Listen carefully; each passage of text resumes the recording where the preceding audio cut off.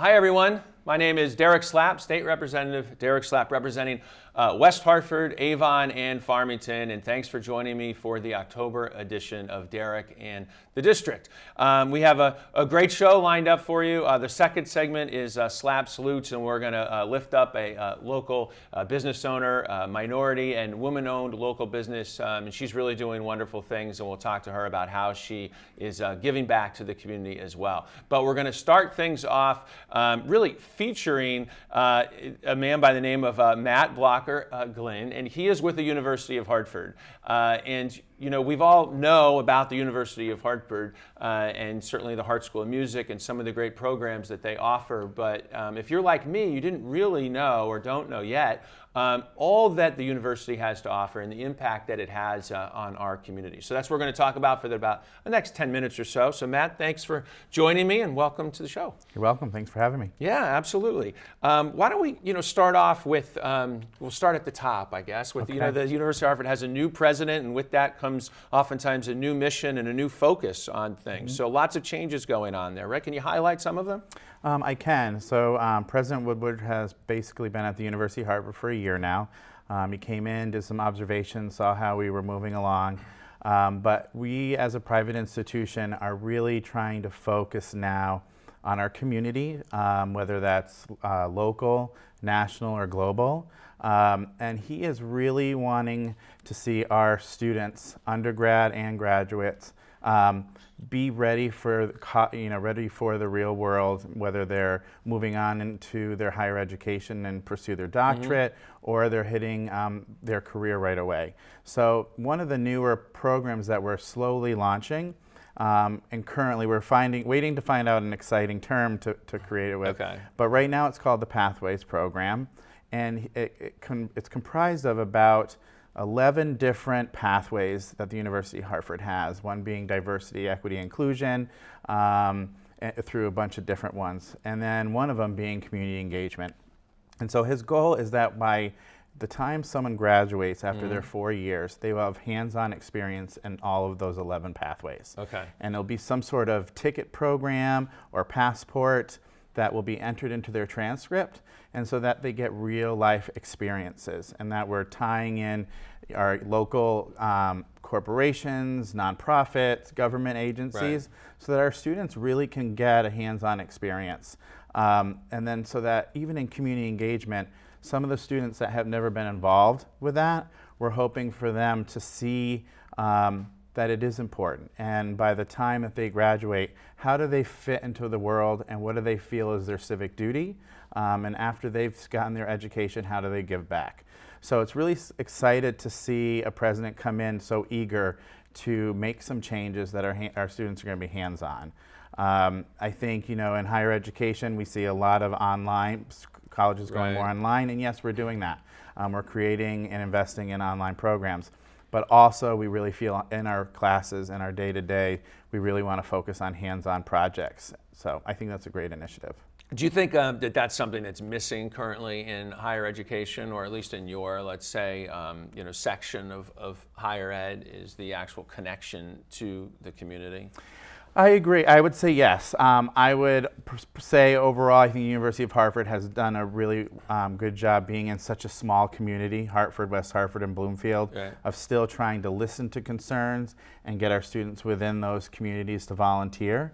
But I think overall, higher education, sometimes we get used to just lecturing, but we miss the activities. We miss the other ways of getting our students involved. And so I think this pathway program, which other universities might buy into or create different things of, okay, we have the lectures down, but we really need to provide a different experience so our students are seeing real life and tangible efforts, what they're giving to the community. How would you describe the town-gown relationship between the university and the town of West Hartford? Well, it can be, I think, it's like a roller coaster. And we have to be honest, these are our college-age students. The typical undergrad falls in between, 17 and 22. Yep. Sometimes we think about how we were at that age. I think some of us forget. But I think sometimes they're all great students. Sometimes a little loud. Maybe forget that we're bordering some towns and families. So they forget that because they haven't maybe they're still young. They don't have their own families. Right. But I've worked at a few other institutions in my career, and everyone has the relationship with the community. So our goal is to always listen to the community and do the best we can, and keeping that a mutual relationship, and so that we feel that we are embedded in this university and into the community. Which is why we really try to help out the best we can in our community engagement. We have students and faculty and staff giving extra time volunteering in West Hartford, Hartford and Bloomfield, and any other areas that we can. We have students driving to Farmington to work at the American Red Cross. So to also see the positive side of them. So our hope is to always keep listening to them and working with them as needed. Yeah, and part of the reason, that I invited you on and thought it was important to have the University of Hartford here is because of the impact that it does have on the community. And a lot of times that's kind of an invisible one. In other words, if unless you're really interfacing with it, you may not know. And I'll give you kind of perfect examples. So I have 3 children, and we drive multiple times every Saturday throughout the day to the Hart School of Music, the community division for Suzuki music lessons, and in there. So, but it goes beyond that, I would say, because their teachers, oftentimes, a few of them, are in the Hartford Symphony. So it helps. There's this ecosystem, right, where it helps, I think, strengthen our overall community of music and ensure that we have a great Hartford Symphony. And there's fantastic music going on, but it's so it's not just getting lessons. It's even kind of more than that. Absolutely, and I think that's another way of showing University of Hartford really cares about its community, creating a community division with it under the Hart School. And I think it's so fantastic seeing 3-year-olds up learning how to play instruments, and by the time they're in 3rd grade, they're playing phenomenal music and focusing on classical music and learning different ways to play. So I think it's a great way to reach out to our community and let students that are 45 or 50 years old and decide, what, I want to pick up a cello. And it's been something I've always wanted to do. Please come to the University of Hartford. We really believe in investing in our community. Do you play? I stayed in the elementary and public school system. Okay. My spouse is a performer and conductor and a director.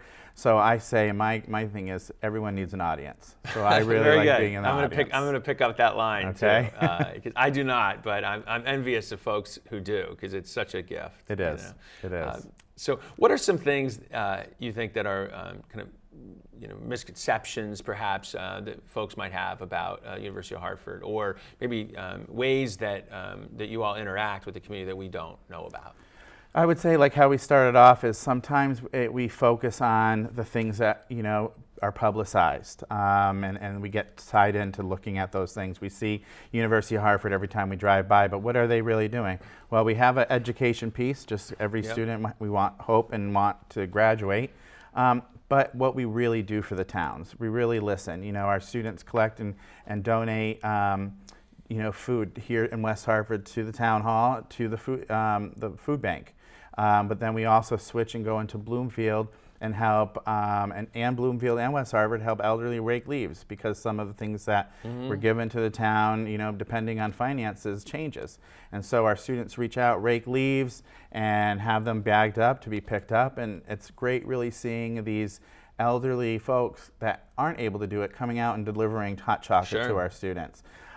So noticing that we are invested in our local communities, but to be fair, we also help out national communities as well, and as well as global. Last year, we took a group of 33 students to Houston, Texas for a week. Wow. Yes, we drove on a bus for 37 hours to keep the costs affordable. Wow. But these students learned what it was like to be in Houston and meet these people that survived this horrific hurricane, where alligators were swimming up by their roofs when they're trying to survive. People are like, why can't they just jump in and swim?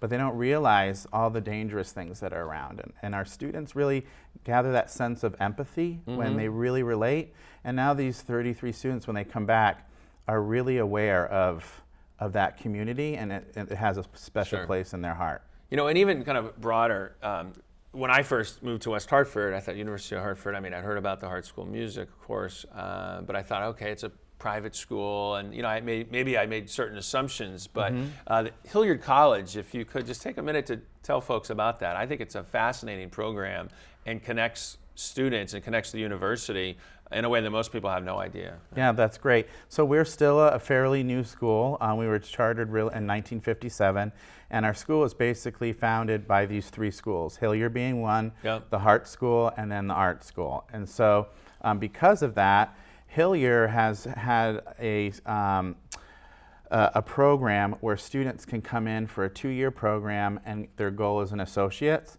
But then after that, they can decide to matriculate into a 4-year program or advance their degree. Right. But if they are a working family or might not have that drive to keep going, that after 2 years, they'll have an associate's degree.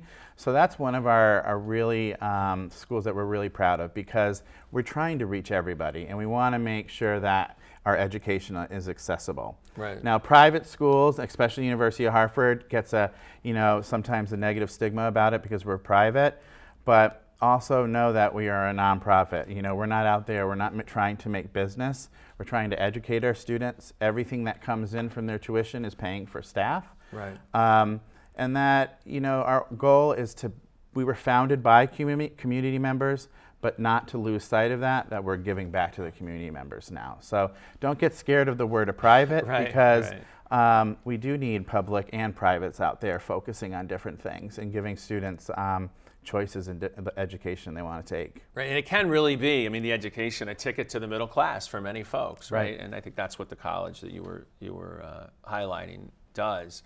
One thing I want to make sure we touch on is that, there's a lot of talk at the Capitol about our economy, of course, as there should be, and how we can grow jobs, and aligning the needs of businesses with workforce development, and making sure that our local colleges are providing the employees the employers need. And I know you play a role in that, trying to line those needs up, right? Great, absolutely, great question and thought.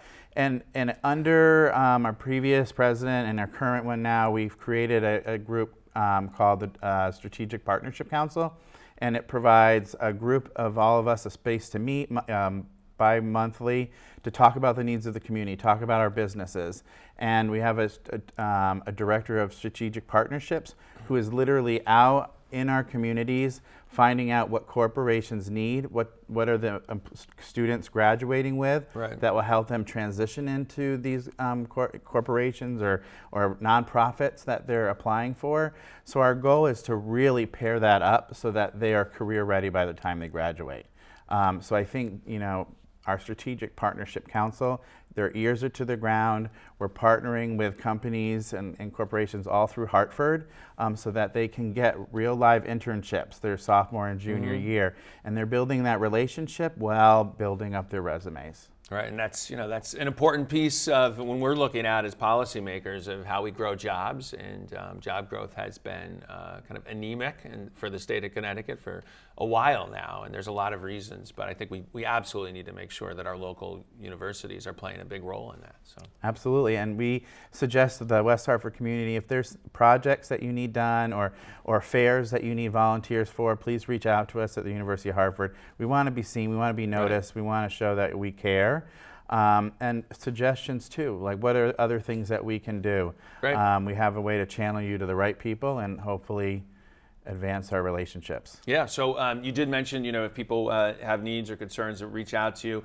It's Matt Blocker-Glynn, right? Yep. Pronouncing it correctly. You're the director for the Center of Community Service at the University of Hartford. Yes, absolutely. And if I can't answer your question, I will definitely forward you to the people that can. Awesome. Thank you very much, Matt. Yeah, you're very welcome. Nice to meet you and appreciate all your insight. Great. We will take a quick break, and we're back with something going on in the design district in West Hartford that you may not know about. We'll explain right after this.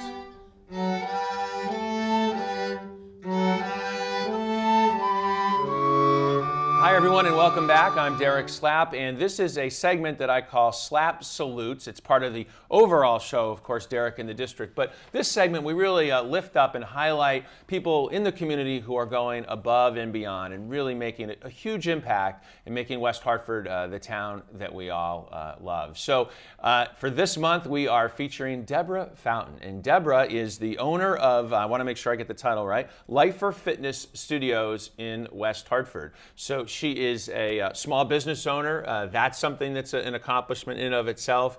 A woman minority small business owner too. So we could talk maybe about some of the challenges that presents as well. But first of all, just welcome to the show. Thank you, It's good to have you. It's good to be here. Well, thanks. So tell us about the studio, Lifer Fitness Studio. It's a small shop, right? Yes. And what all do you do? We have a cycle and bar, kickboxing, and yoga, actually. And then what I envisioned when I opened the business was a one-stop shop. Okay. You can get your cardio, your resistance training, and stretching. To me, that's the routine, or that sets you up for a successful fitness life. Right. So that's what I had in mind when I opened the studio. I was a instructor for 17 years, so I took what I learned in the field and brought it all under one roof with Lifer Fitness Studio. What was that like going from, so you were an instructor, but then you took the leap to start your own business? It was that quite must have been scary. Yeah, I was going to say scary was the word that came to mind. When you're on the other side as an instructor, you're like an independent contractor. You just go in, you do your job. But I loved it. I love the community sense of just building something around something very positive, exercise. So when I made the leap, I thought it would be a little smooth. Okay. But it's still rewarding because I love to do what I do. And so you go from getting paid to payroll. Right. And I made 10 instructors, so we got a nice tight ship that and it runs pretty smooth. But a few challenges. I've been open 3 years. Yep. But you know what? I would do it all over again if I had to do it. You would? I would. Yeah. Absolutely. What are some of the challenges of opening a small business? Well, securing a in town? location Yeah. is one of the main things, because parking can hurt a business. Sure.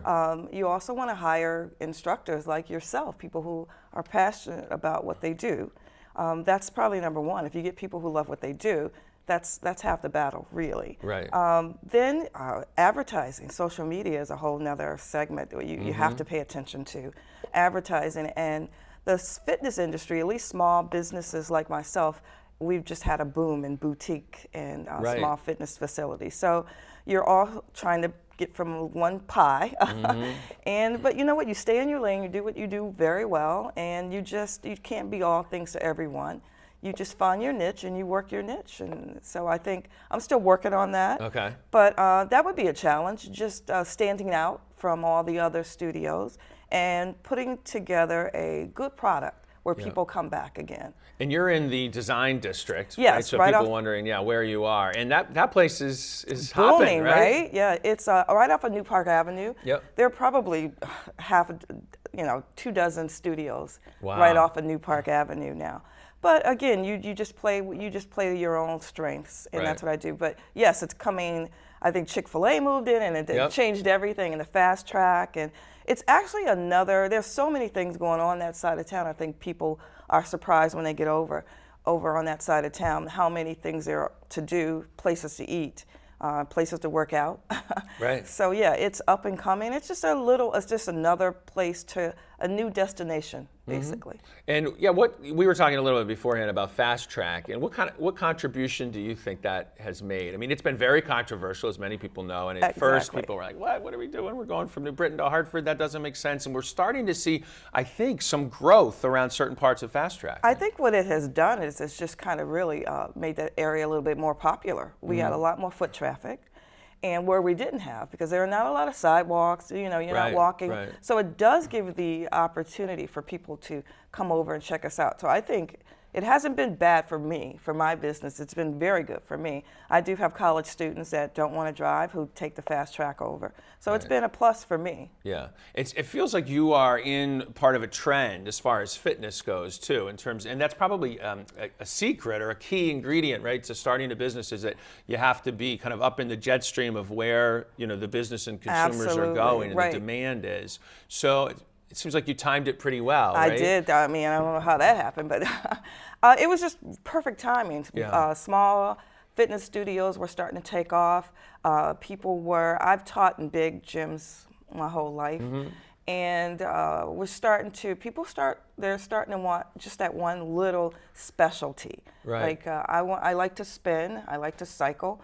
I want to go to a spin studio. But that's what they do. That's all they do. They don't do everything. They do one or two things really, really well. And so that's kind of the trend. People are paring down from the big gyms Right. and just going, I just want my small, I walk in, I do my one thing and I leave. Okay. I think a lot of the studios take the thinking out of working out. I don't have to, is it a leg day, is it an arm day, is it I just go in, I do my thing. They set up, for me, I set up a routine for my clients. You should be doing this and you should be doing that. And if you come this day and that day, we take care of Right. all of that. So it's a specialty stop. And, it's not, again, I'm not trying to be all things to everyone, but there are a group of people that like that form of exercise.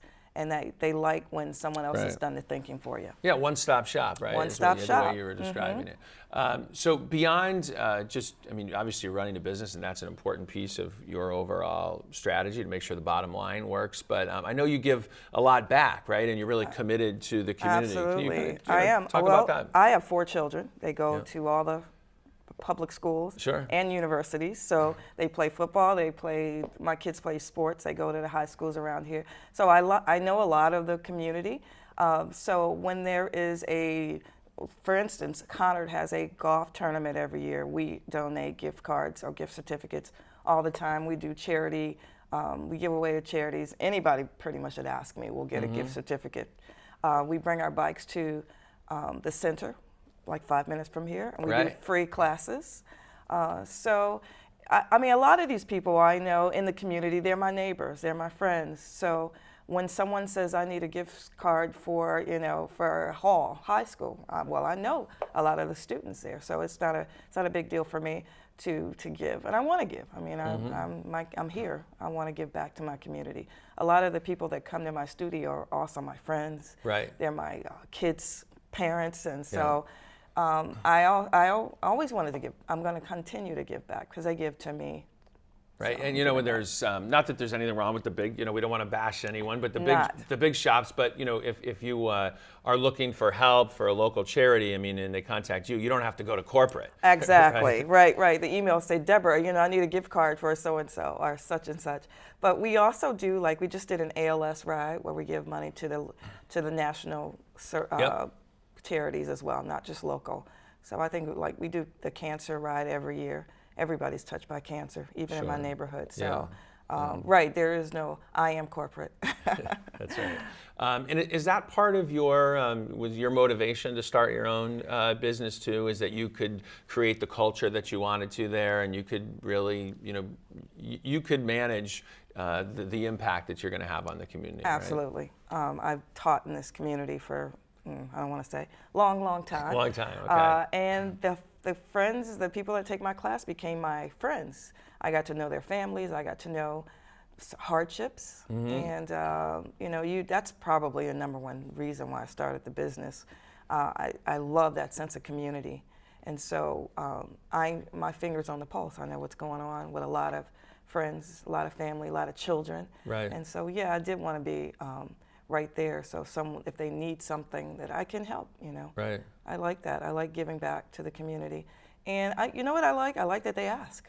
Sure. I like that they ask. Yeah. Yeah. I mean, it's so important. I think that the contribution that small businesses make, and they really are the backbone of our community. Absolutely. I know more than 70% of the jobs in the state are created by small businesses. Right. And to your point, I mean, you understand the needs of the community, and you're there, and you're very responsive.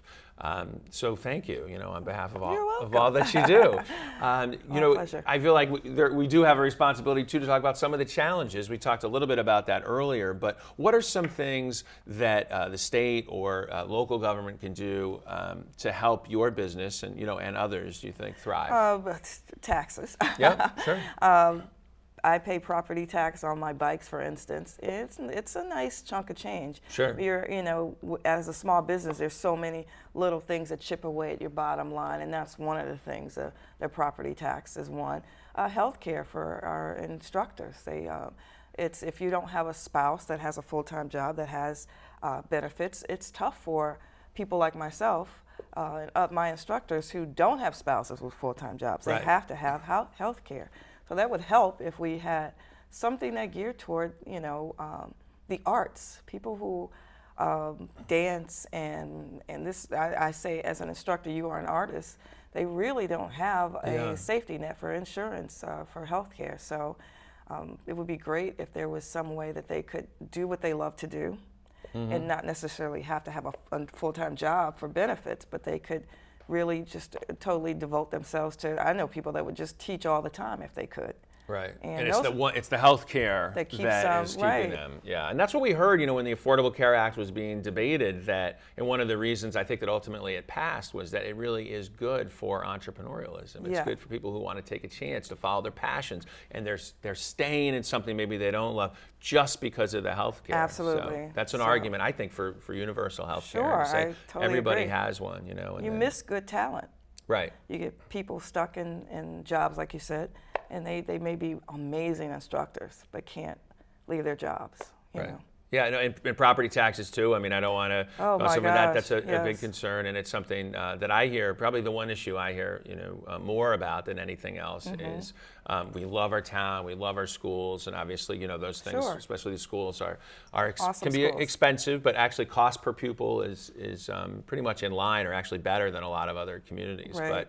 But it is the property tax. Property that taxes, we want to right. make sure that seniors aren't getting priced out of their homes, and that businesses can afford to Right. to exist. It'd be great if someone looked at that. Absolutely.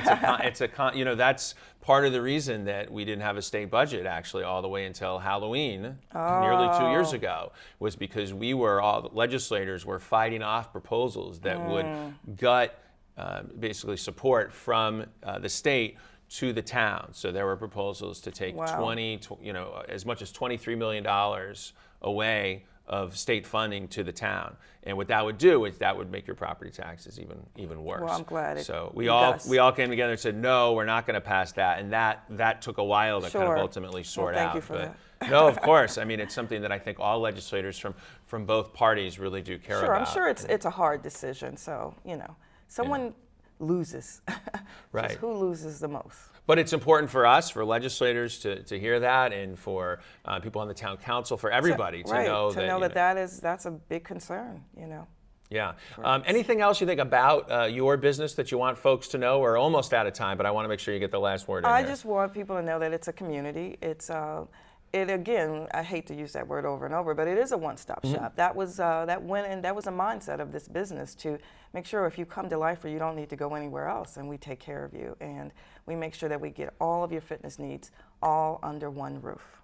Perfect. That's a great way to end it. So it's Debra Fountain with Lifer Fitness Studio in the New Park Ave, Off of New Park Avenue. In the Design District of West Hartford. West And I'm Hartford. sure you're on the web and on I'm everywhere, Facebook. Facebook, Instagram, Twitter. Yes, you All can right. find me. Thank you very much. I Thank you, appreciate Derek. your time, and come check it out. So that is that's going to do it for this edition of Derek in the District. Really appreciate you watching. If you need to get a hold of me, you can email me at derek, derek.slap, S-L-A-P, @cga.ct.gov. I'm also on Facebook. I'm the only slap around, so I'm very easy to find. So thanks again, and we'll see you next month. So long.